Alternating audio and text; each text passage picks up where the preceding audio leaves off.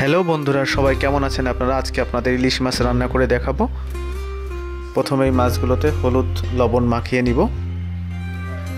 কড়াইতে তেল গরম হয়ে গেলে মাছগুলো সুন্দর করে ভেজে নিব। আমি কোলের মাছ নিয়েছি, ডিমালা ইলিশ মাছ, পদ্মার মাছ।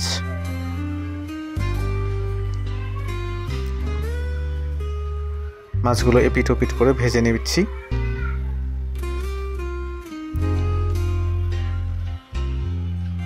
দেখুন, পেটির মধ্যে ডিম হয়ে গেছে, মাছটিতে ডিম হয়েছে।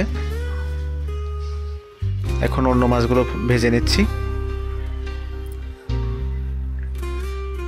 আজকে সম্পূর্ণ আমি ইলিশ মাছটি কাঁচকলা দিয়ে রান্না করব। কাঁচকলা দিয়ে ইলিশ মাছ খেতে খুবই সুস্বাদু। আমি কাঁচকলা কেটে নিয়েছি এবং আমি বাটা মশলাই আজকে রান্না করব।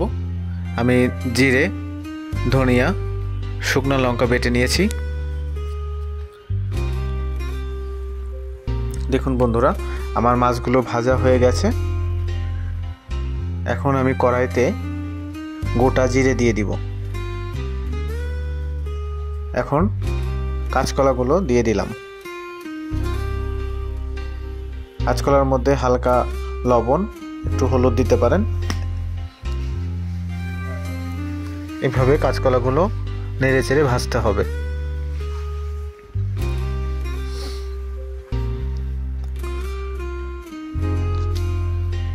আমি শুকনা লঙ্কা বাটা দিয়েছি এবং কাঁচামরিচও দিয়েছি। এখন বেটে রাখা মশলাগুলো দিয়ে দিলাম। এখন এই মশলার সাথে কাঁচকলাকেও ভালোভাবে কষাতে হবে। মশলাটি ভালোভাবে কষাতে হবে। দেখুন, তেল ছেড়ে এসেছে। এখন আমি ঝোলের জন্য জল দিয়ে দিলাম। আপনারা পরিমাপ মতো জল দিবেন, যতটুকুন ঝোল রাখতে চান।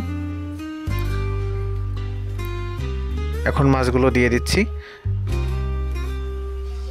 পানিটা যখন ফুটতে থাকবে তখন আপনি ঝোলের মধ্যেই মাছগুলো দিয়ে দিবেন, যাতে মাছগুলোতে ভালো মতো ঝোলটা ঢুকতে পারে, ঝোলের মশলা অ্যাড হতে পারে, তাহলে খেতে ভালো লাগবে।